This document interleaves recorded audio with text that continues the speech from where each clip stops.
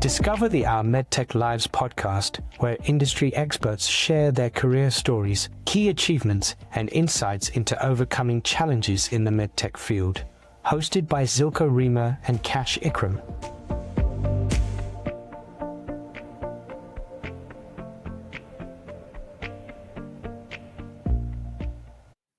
Hi, everybody, and welcome to Our MedTech Lives. Today is going to be a super interesting episode because training physicians, surgeons, healthcare professionals is so important these days as medical device and pharmaceutical products get more and more complex. And many companies invest a lot of money in training and education, not just of their own people, but also the clinicians and the healthcare professionals out there, investing sometimes millions in individuals, in facilities, and in equipment, especially in the orthopedic business, in the surgical business, and the radiation therapy business as well. And today we have Fiona Morrison, a 40-year veteran of the med device industry, probably the person we've had on the most ever years. And she has been a world's expert in how to train and training medical professionals, especially surgeons, in minimally invasive technology and in robotics. Having started out at Tyco, that became Covidien, that became Medtronic, as in marketing, and also director of education and training at the Ellencore facility, and then at the ERCAT facility as well. So her job has taken her all over the world. So without further ado, welcome, Fiona. It's an absolute pleasure to have you on. Thanks very much, Kash, and thanks very much to you, Silke, as well, for having me on. When you said 40 years there, I was like, oh, I can't believe it's 40 years. I think what you maybe omitted to mention is I'm actually retired now because those 40 years have done me in. You keep with this fake news that you're retired. I don't believe it. And we don't believe that you are really retired. Yeah. I think you are still active in the industry. You've been telling me that for Fiona, a while that you're going to retire, but I don't believe it. I mean, you know, and having both worked and seen what you do at some of these companies, and then you trained me when I joined Covidien back in the day. You're just too active and too young still to be sitting at home watching daytime TV. Well, thank you. I'm keeping my finger in, let's put it that way. And this is a great opportunity to obviously speak to a new audience and to get involved with you guys. So thank you very much. Amazing. Fiona, before we talk about your huge experience, we would like to start at the beginning. Can you tell us a little bit about your background and what first drew you into our MedTech industry? Right, I'll do that, Silke. And as with many people, I think I kind of fell into the medical device industry. I left university with a degree in modern Japanese history and education. And I went to Japan for a couple of years to teach. And then I had to come back to the UK and I wasn't quite sure what to do. And my father actually suggested to me, why don't you do marketing? And at that point in time, it was early 80s and I wasn't quite sure what marketing was, but I embarked upon an MSc in marketing. So very briefly, I left the MSc in marketing with an MSc and went to join Rothmans as an analyst for the Far East. So obviously Rothmans is cigarettes. Stayed there for 2 or 3 years and went to Brighton, which is a town on the south coast of England, on a day trip. And I thought, wouldn't it be wonderful to live in Brighton? So my next job, I thought, was in Brighton by the seaside. And I worked for a sports medicine company. And to be honest, that really didn't float my boat as it was. It didn't really do the trick for me. So subsequent to that, I joined a company called Eschmann Equipment. And they worked in electrosurgery, operating tables, etc. And that's where I started my career in medical devices, is with electrosurgery. And that's kind of stayed with me throughout the whole 40 years of my career. So that's when I first got into medical devices. And the rest is kind of history. Valley Lab, who also produced electrosurgical units, poached me from Eschmann. And then since then, it's just been, as Kash mentioned in the introduction, a series of same company basically, but different jobs and under different guises. But Valley Lab, US Surgical, Tyco, Covidian, Medtronic, really continuity right up until the last 4 or 5 years, where I joined a startup in robotics. So it was basically, I just wanted to live by the seaside. That's how I ended up in medical devices. So you went from Scotland all the way down to Brighton, the other end of the country. Via Japan, yeah. Via Japan. Yeah. And then back Yeah. to the UK, then over to the States, and then back here, and then off to France. So yeah, a bit of a mix there. Yeah. And Valley Lab was a real leader in developing these devices that would generate current, which would seal and cauterize and cut during surgery. First in open surgery and then in laparoscopic surgery. Right, they were real leaders. Right. And Exactly. They were the Medtronic. market leader. And I suppose if I look at my career, one of the high points was actually launching Ligashure in the UK. And Ligashure is a sealing device. It's run by electrosurgery, and it's one of the market leaders nowadays in high quality energy devices. It is, yeah. And if you're in the surgery world, everyone's heard of Valley Lab, that's for sure. Now, medical. So, how did you get into from marketing to education and teaching? That's a very good question, Kash. Yeah. So, throughout my career, so I had a break in my career for a year because I adopted 2 boys, so I had adoption leave. Mm-hmm. So I had to find a job within, Covidian as it was then to come back to. Mm-hmm. And so this opportunity arose in Elancore, which is the training centre. And I think it may have been Tyco at that point, but then it shortly became Covidian. So I applied for that job and was successful. And so I ended up running the training centre. But the training centre at that point wasn't just, with surgeons. It also contained the advertising and promotions team, the sales training team, the congress team. So when I first went to run the Elancore Training Centre, it was more of a marketing role. And education and training was a subset of what used to happen there.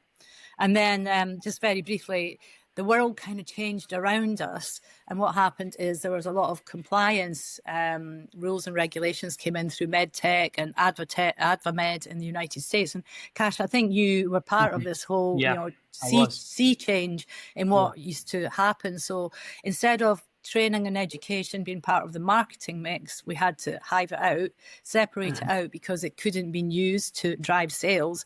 So we had to create a whole new team, a whole new structure, a whole new training programs in order to support that move towards compliance. And I think you probably remember those days, Kash. Yeah, I do. I think it was definitely the right decision to separate out the two. But then basically what we're talking about is adult learning, right? And adult learning with highly smart people, right? Surgeons and physicians and other healthcare professionals, many, if not most of them, have degrees. So they're very familiar with learning. And I think I read a statistic somewhere that in med device, over 24% of postgraduate training is supplied by companies, by medical device companies. And in the pharma area, it's even higher. It could be up over 50, 60%. So there is a high burden of education and training that needs to be provided. And I think what I remember from our days is that, when it comes to surgery, it's very important to teach the surgeon how to use your device, right? But not the surgery, right? That has to be trained by other healthcare professionals. So you would have to bring in healthcare professionals and healthcare organizations and societies to create this ecosystem of training. There wasn't, so that was also a big sweeping change that happened in the industry with the compliance as well, was we moved from teaching everything to teaching what we were supposed to teach. Right? Exactly. And super important indeed. Yeah.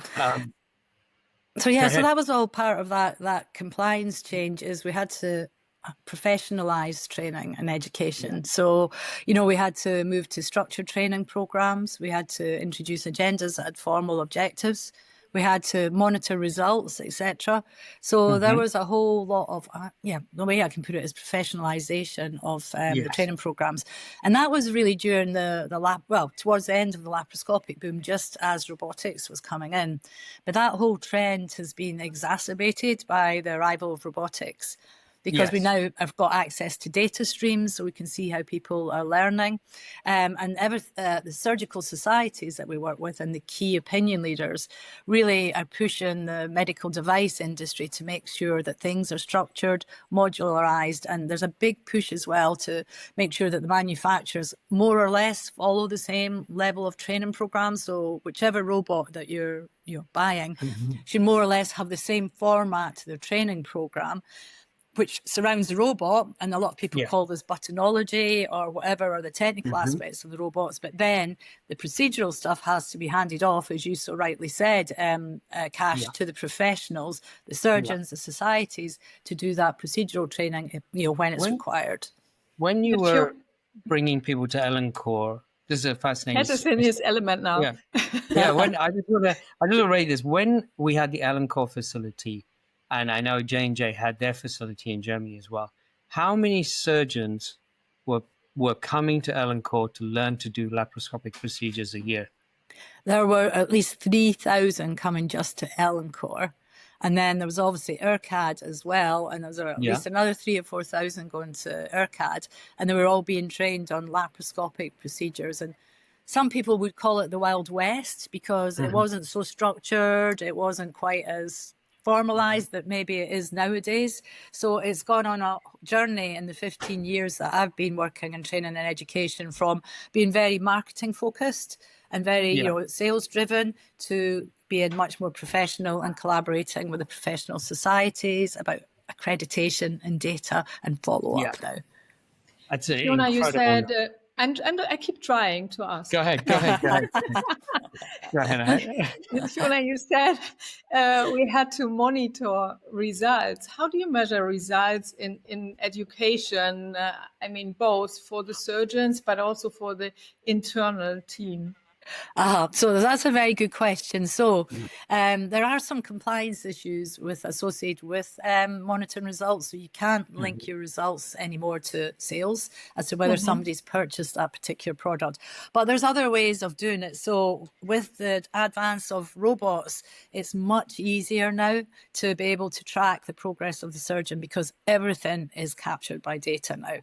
So whether it's the actual robot that captures it through telemetry, or whether it's through simulation, and the simulators capture every gesture that the surgeon makes and can track their gestures, or whether it's your trainers. So the trainers that I've worked with, they are there as observers. They can observe and they have tick boxes to make sure that, the robot's been set up the right way. So basically what happens is, if there's a task that has to be done on the robot, it's deconstructed. Each step of the task is identified, and then the trainers follow those tasks and are able to, monitor whether the surgeon and the teams have captured those tasks. It all goes into a big hopper at the end of the day, and then AI or whatever does its magic, and then it comes out the other end and says the surgeon has had this score, the team has had this score, and then it's all presented back now in apps. So this wasn't possible before, because obviously we couldn't capture all the data. It was really word of mouth, and it was a bit, of a grey area. But now it's absolutely black and white. We can say how a surgeon and how a team has actually performed.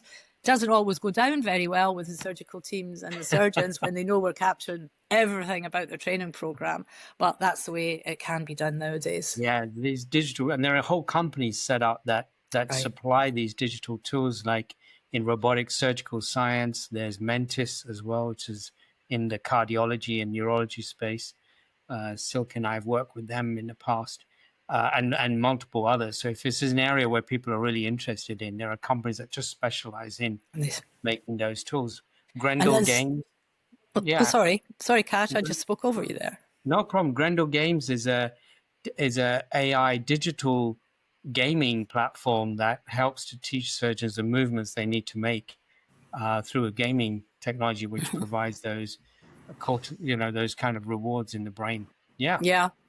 And then, Silke, come back to your question, is that we're now at the point whereby AI can actually, because everything's captured in video, AI will now be able to help us identify, key structures, what the surgeon should be doing, and give feedback to the surgeons. So because training and education is very labor intensive, the advent of AI allows things to be done more automated, and AI is on the verge of being able to actually dissect the videos and say, yeah, this is a good video, that surgeon's fine, or whatever. We're getting to that point where even training and education is becoming AI dependent. And this also applies to the clinical specialists then? They have to do the same and then Oh, get yes. certified? Absolutely. So all the clinical specialists and salespeople have to go through training programs. It's exactly the same kind of process that they go through. They have to be able to run the robot. So they sit on the robot, they get scores as well, because they've got to understand how the surgeons are learning, etc. The thing that is different about the internal training or the clinical specialists is that we have to go audit them. So they need audited every 6 months or every 12 months to make sure they're up to date. So there's still quite a lot of manual intervention when you're training internal employees, because we have to make sure that they're maintaining their accreditation basically as well. And you were in a global position. Did you see differences in learning or learning methods, learning procedures around the world? Not so much in terms of the actual training and education elements. Yeah, the location might change. You might have different locations globally where people might be trained. It might be a formal training centre. It might be someplace else in a hospital or something. The training models might be different. So some countries may have inanimate object, what would you call body parts made from silicone or whatever to practice on. Other ones might have animate tissue. Other ones might have cadaveric tissue. Some countries are not allowed to have cadaveric tissue, so they would have to stick with inanimate tissue. The skills that they've got to learn are essentially the same. The products are the same. The thing that maybe is a little bit different is the surgical approach. Sometimes it might be an anterior approach that's prevalent in one country, but a posterior approach in another country. But essentially 90% of what goes on in surgical training is the same across the world. It's logistics that might vary slightly. I was thinking a little bit about hierarchies, because I know in some areas of the world it's very hierarchical. And when you need to teach the chief surgeon, it might be different from another country where it might be easier. Absolutely. That is a very, very good point. And I know that you've got a Swiss-German background. So Swiss surgeons, and so it's not Swiss surgeons, but German surgeons are not very hierarchical. But in the UK, they're trying to break down those hierarchies. So it's really important for us to have team training. And team training allows the nurses and the surgical team to challenge the surgeon in charge, because it's a team sport. Robotics in particular is a team sport. So it's often likened to, the aircraft industry or the airline industry, where we can't allow, that hierarchy to exist. So the junior staff members have to be able to challenge the pilot or the surgeon when they think something's gone wrong. So, or might go wrong. So what we spend a lot of time on in team training is non-technical skills. So breaking down those barriers, how do you challenge people in an effective manner, etc., without threatening people? So we have elements within the training program of non-technical skills. We also have to think about the preceptors or proctors. They're the surgeons that we send into the operating room to help support those teams. We spend a lot of time on train the trainers. And a lot of the trainers training is about non-technical skills. How do you, as an external surgeon, communicate with an internal surgeon and tell, well, I don't think you really should be doing that. Why don't you do it this way? So non-technical skills are a really important element of the training program. Yeah. And today we also see a lot of tiller robotics. So is this something you were teaching as well, with one team on one side of the world and the other one on the other side? Yeah, so we did a lot on that. So things have moved along quite a lot since, actually, even in the last year since I left the business. It's been driven a lot by the Chinese robots. So doing remote surgery. So that's a particular skill. But when I was still in the official workforce, we were doing a lot of remote mentoring. And then you have to have a very different skill set to be able to get somebody's attention. If you're in the UK, for instance, and you're training somebody in Australia, which is one real situation that we had to do during COVID. You have to be able to capture the attention of the people in Australia who are doing their own thing, they're in their own space, and you're in the UK trying to grab everybody's attention. So training programs have to teach those preceptors or proctors how to be able to communicate over long distances, to be able to coach people, and nowadays also actually performing surgery as well. So you have to be able to communicate with the team in particular and gain the surgeon's attention. Cash, you probably have got some experience in this area. He has a very different ball game. Yeah. I can tell you, Fiona, he has a very different experience. He gets locked in Sweden during COVID, asked his team to rent a van and to visit the customer. That was me doing different approach of training. Never gonna forgive me. It wasn't my fault. The government locked me in. I've seen that evolution come through with both of you, actually. So Silke, I remember when we were working in the cardiac field, we would bring a bunch of surgeons to a nice, beautiful facility with a great lecture theater and put up an expert who was doing a valve repair or doing minimal invasive surgery, and he would basically show his technique, and then everybody would just go home, right? And maybe we do a wet lab with a pig heart, and they get to do some practice. But we saw that the take-up rate of that type of teaching was very low. The number of people who went back to their hospitals and could replicate what they saw in a couple of days was very low. And also, we were a little bit like, we were bringing the best artists to show what they could do with their hands, and everyone was doing it a bit differently, right? And we had to move it from an artistry to a standardized procedure to a science, right? And then when I went to Covidien, I saw what you guys were doing was really immersive courses where there were lectures, then they went and they practiced on tissue, then they came back to lectures, they discussed what they did, they went back again. That was moving more to a standardized approach. I saw, Fiona, you doing that, and then the digitization came in, right? I know you've been working on standardization of training in gynecology robotic surgery as well, right? Because before, all the companies were doing their own thing, right? So tell us a little bit about how you were able to start working with societies to standardize the approach. Right. Yeah. So basically how we started to work with the societies is we had to provide value to the societies. So the idea was that we would provide them something back from the work that they were going to do with us. So we did this thing called a Delphi process where we had 10 to 15 surgeons or gynecologists around a table, and we tried to brainstorm as to what a training program ought to look like, a standardized training program, and followed up with 3 rounds of questionnaires in order to drive consensus. So each round, the consensus got larger till we reached 80%.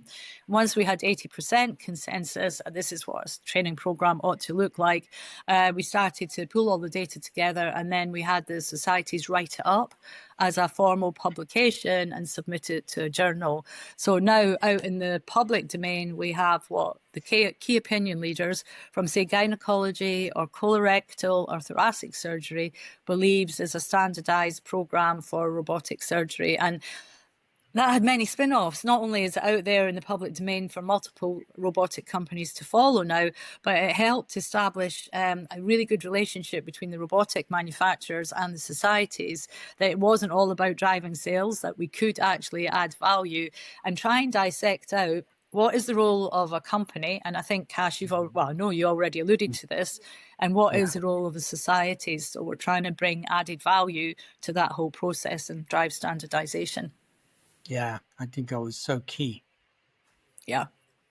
And I mean, that move towards standardization is even more important now, because instead of having 1 or 2 robotic companies on the marketplace, Intuitive driving the market in soft tissue and Medtronic and Stryker in orthopedics, we've now got over 67, I think, at the last count, robots on the marketplace across multiple specialties.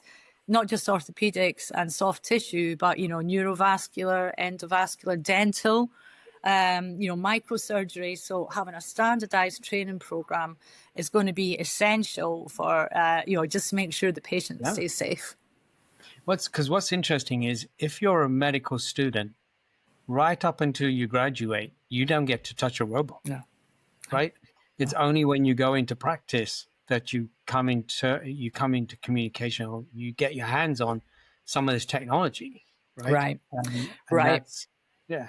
Now that's going to be the main challenge for all the robotic companies, other than the ones that are already established, is scalability. Yes. So you want to reach as many people as possible, but you mentioned this already, Cash. You can't pay, or companies don't have deep pockets to pay for everybody to get trained, including medical students, surgeons in training, etc. So the way forward's got to be the use of educational technologies, things like VR headsets, AR, online courses, those kind of things, so that we can start to drive training and education down to surgeons in training and then down to the medical schools. So there can't be a robot or multiple robots from every manufacturer in every medical school.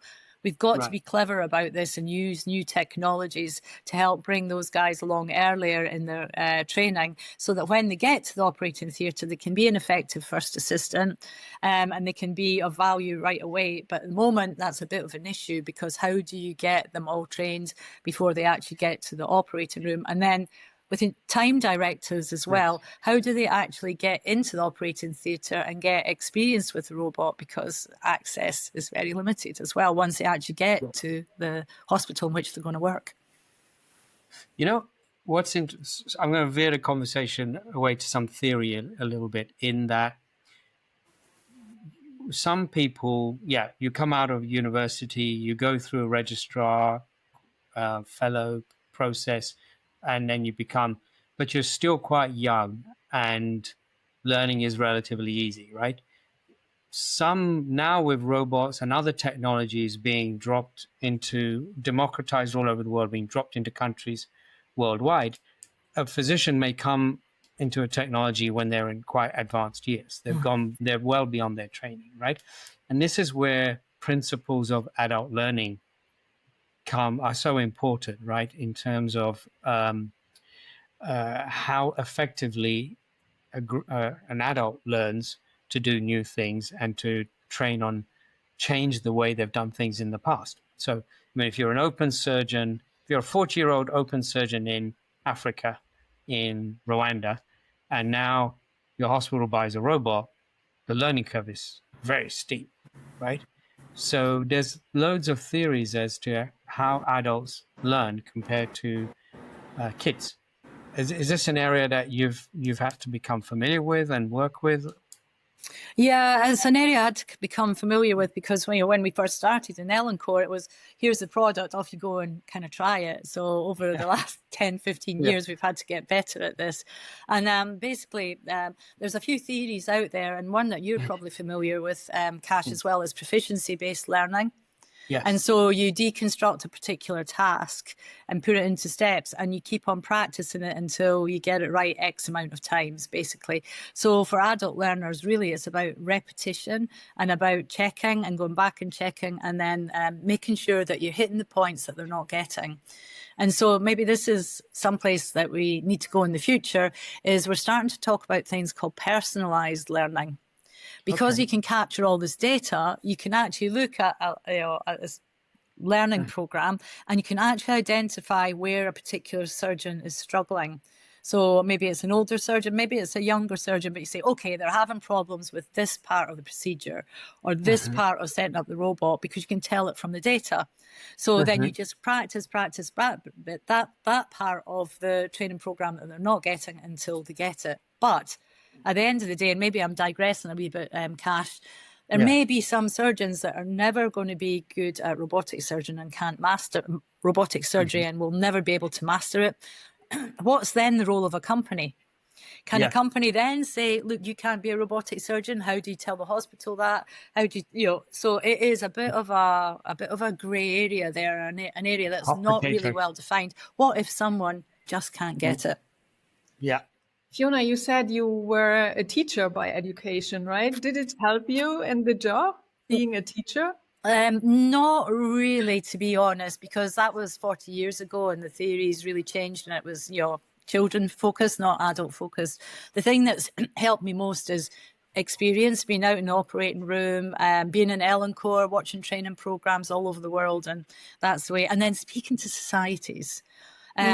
Cash and I can probably name a couple of societies and training centres like Orsay, where they're really driving the principles of adult education in surgery forward.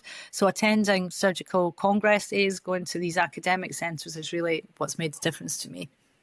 Okay, exactly. and when you hire someone in your team, so someone who wants to be in education, whom would you hire and what skills would you look for?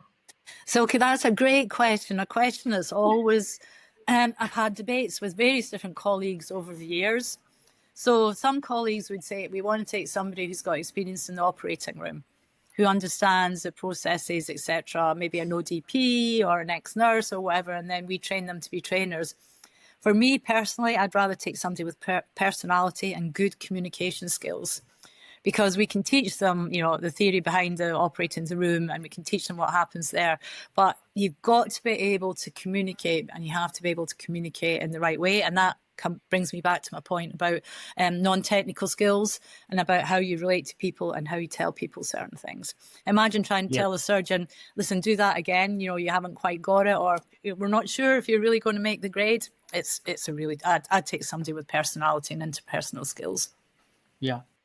I like to hear that, because we were discussing, Cash, right? Today, when you look at the job ads, they want you to have done exactly the same in another company. And we are always discussing in this podcast how valuable transferable skills are. And that's why I like it so much that you open the door for other people to join your team. We have a great example of that. So there's a training center in France, the Hoog Training Center, where they use pilots to train surgeons. And basically the pilot has the clipboard of all the things that the surgeon has to perform. So if one surgeon says, oh, no, I don't do it that way, I do it this way, the pilot's like, you have to do it how it's here or you're going to fail. And that's great, right? There's no, it's taking the art out and making it the science. This is the science, right? Yeah. And there's various reasons why somebody would, people like to be self-directed, their levels of motivation when you're older can change how much time we have.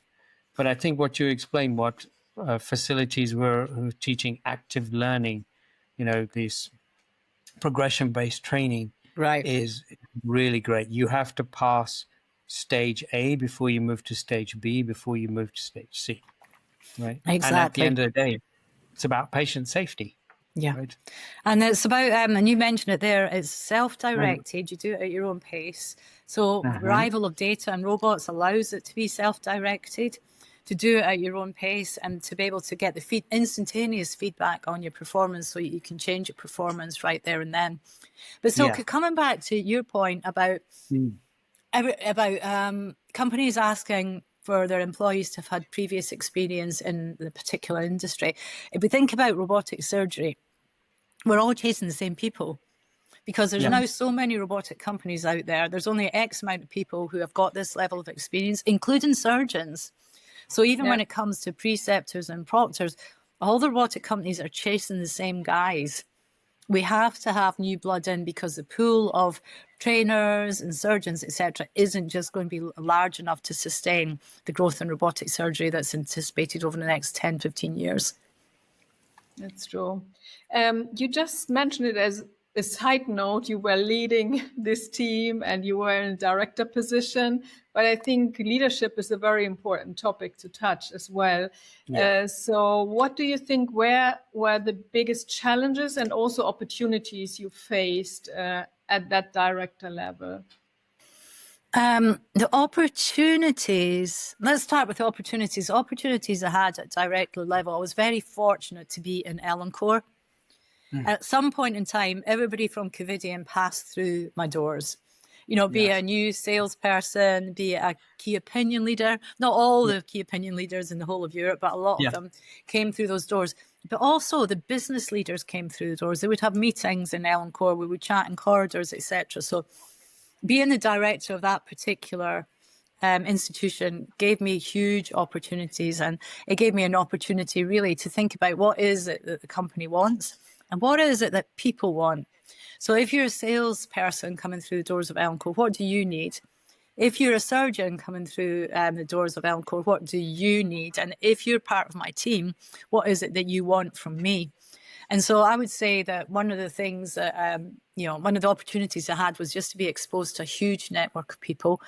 And that's something I wish that I'd known in my 20s and 30s, is networks and understanding what people want from you and, allowing them to trust you. And when it comes to your own team, I think it's about trust. You have to be able to trust your team, and they have to be able to trust you. And the only way you can do that is really, I think, through experience and being in the right place at the right time. Yeah, because everybody had to go through the training course in Elancore when they joined. That's how we met, right?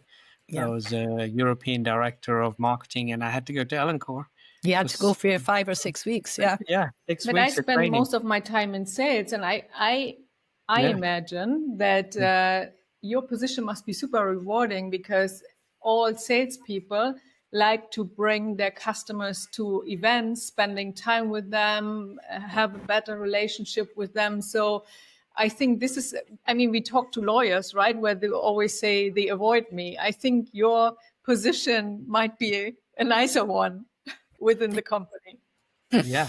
Yeah, no, it was a great opportunity. Just in terms of increasing your network and understanding what's going on.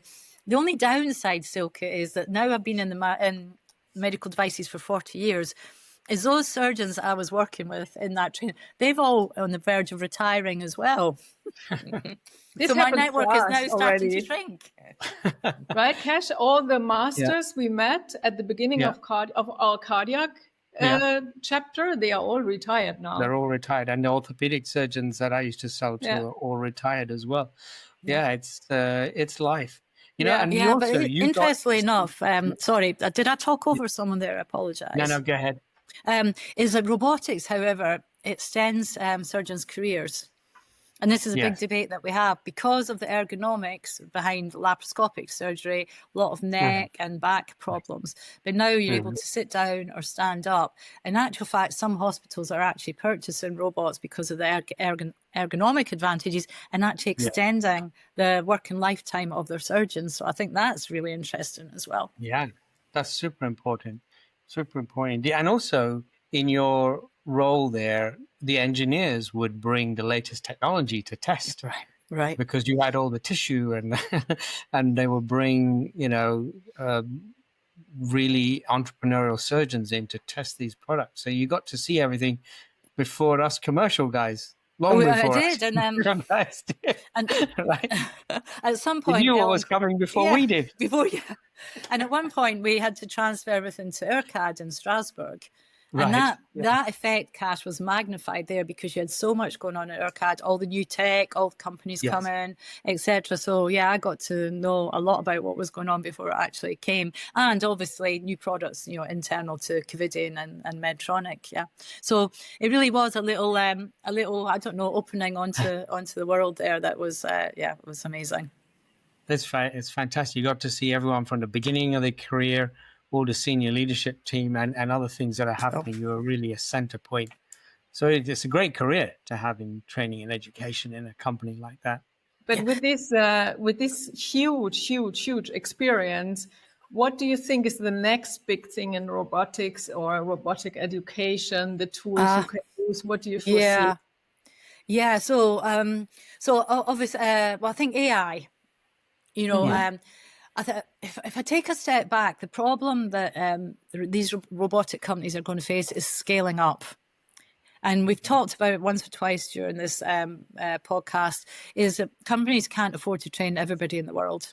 We have to find a better way to do this, and I think AI is going to help us, do more, more efficiently.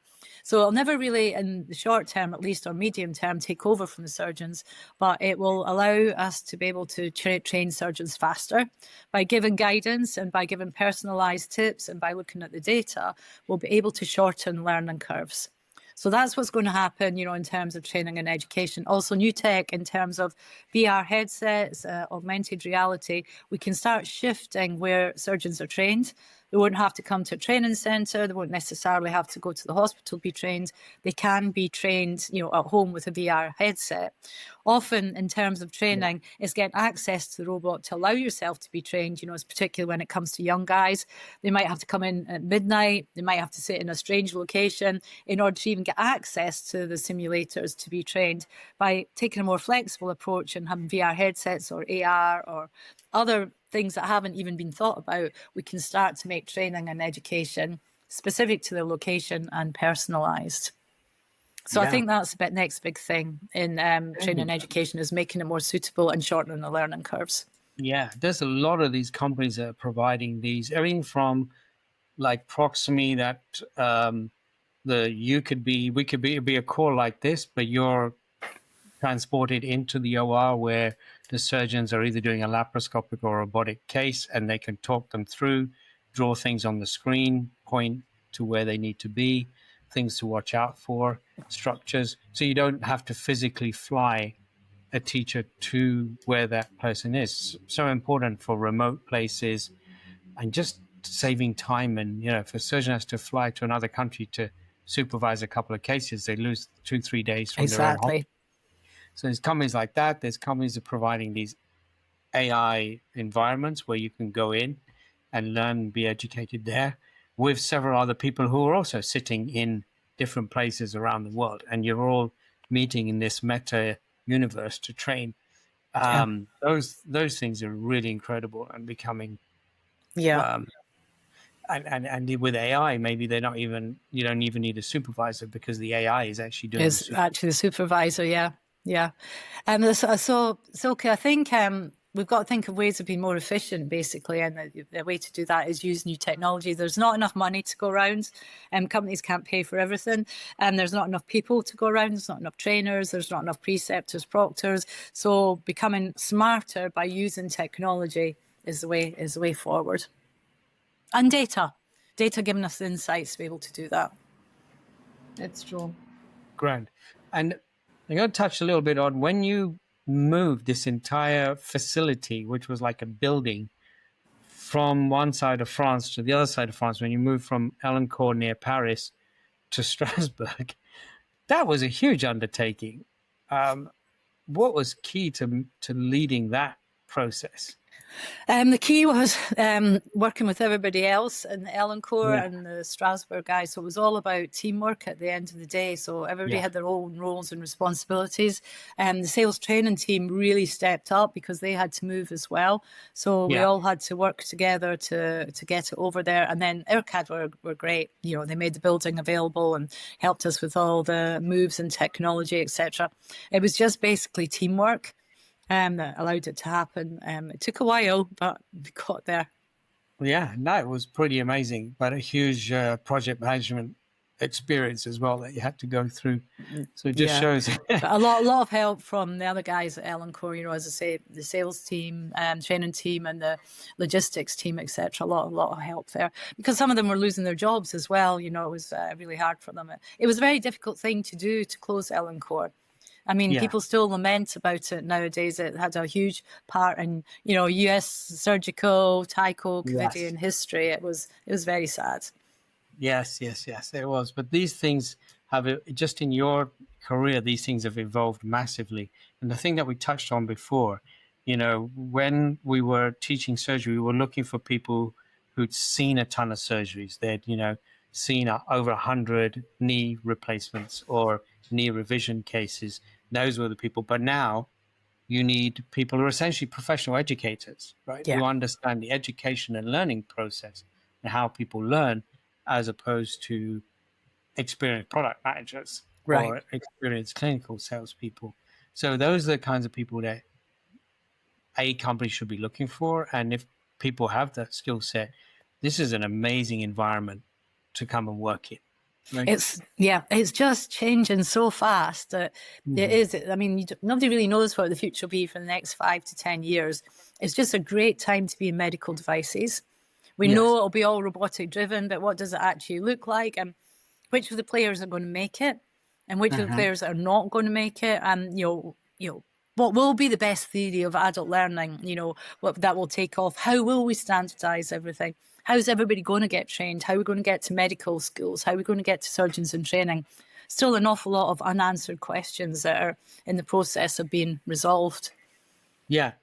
I remember you and I having a conversation with some surgeons at the Royal Free about emergency situations, right? Yes. And I thought that was a fascinating conversation that stuck with me, because they basically took the OR team, so the surgeon, the anesthetist, and the rest of the OR team, the nurses, ODAs, etc., said, okay, we're doing this robotic case on a mannequin, which they started. And then partway through the course, the procedure, they said, your patient's just had a heart attack. Move, right? And I think it took them over a minute, right, before they could get to a position where they could resuscitate the patient, but the patient was deceased at that point. Then they all went out, discussed what to do, decided what to change, and came back in again, and then executed on the learnings that they'd had and watching the video of themselves, and they got it down to no time whatsoever. But it also involved changing the procedures which they had been taught before. And being involved in that kind of project work, I think, is just so exciting and so rewarding. Yeah. Right. Because people didn't think about it, right? Yeah.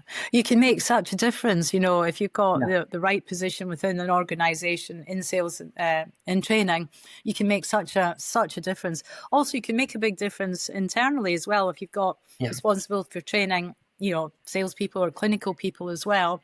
Just one little change can make a huge difference, and it's data that's going to allow us to do that. It can track everything, and then you can start to make incremental improvements, and then make a big difference at the end of the day. It's just really exciting at the moment.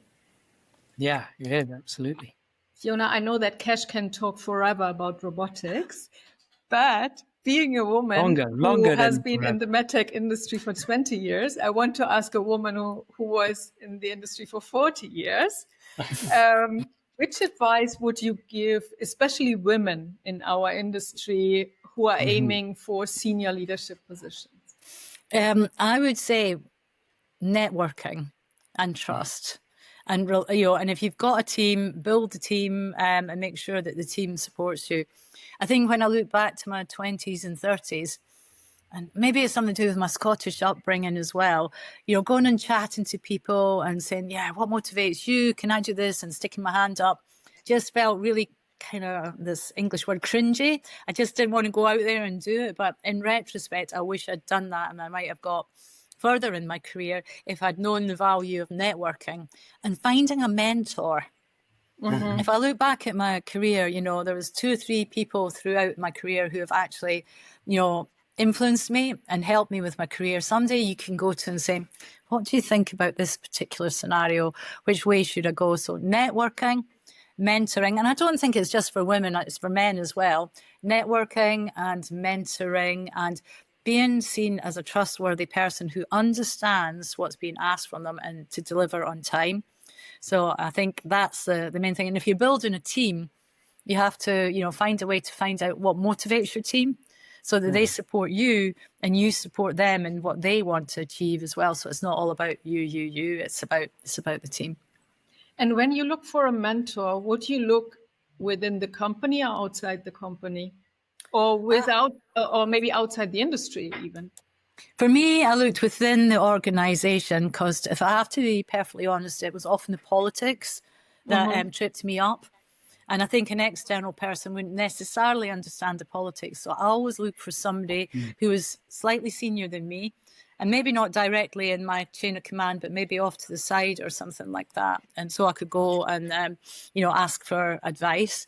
And nowadays, things have changed a lot. A lot of companies now run mentoring programs, so they might actually formally offer you a mentor. In my day, you just, found someone that you could establish a bond with. But nowadays, and particularly when it comes to women, a lot of companies now, more modern companies, have actually mentor networks that will coach women in particular, because women do have a lot of challenges, particularly I think in robotics, it could be even more challenging because it's very engineering dominated.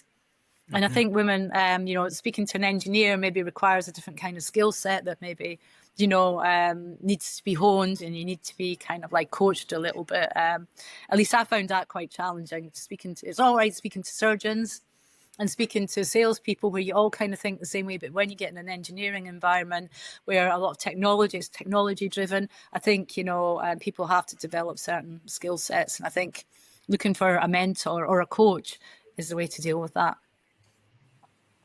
100%. That's great advice.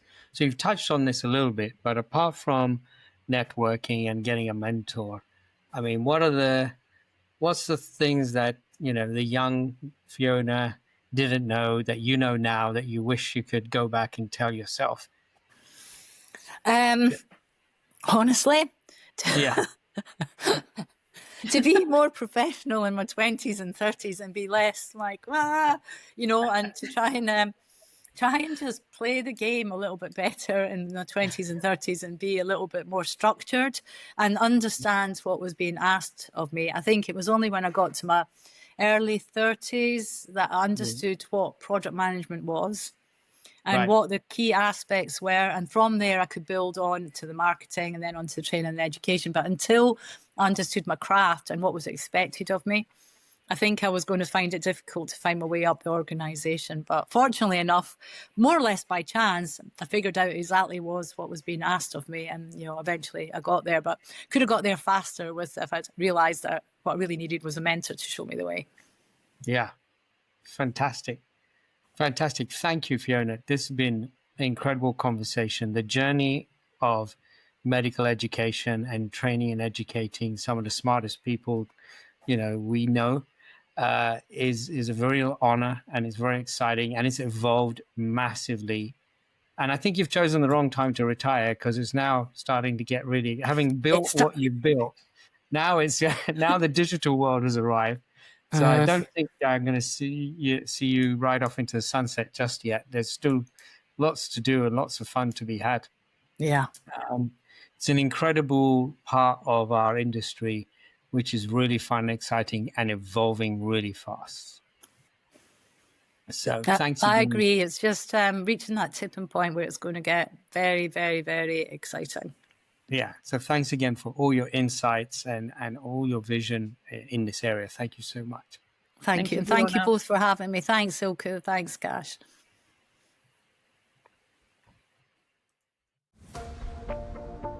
Thank you for tuning into our MedTech Lives. You have been listening to Zilka Riemer and Kash Ikran. We're committed to bringing you insights and stories that inspire and inform the medical community. If you enjoyed this episode, be sure to subscribe, leave a review, and share it with your network.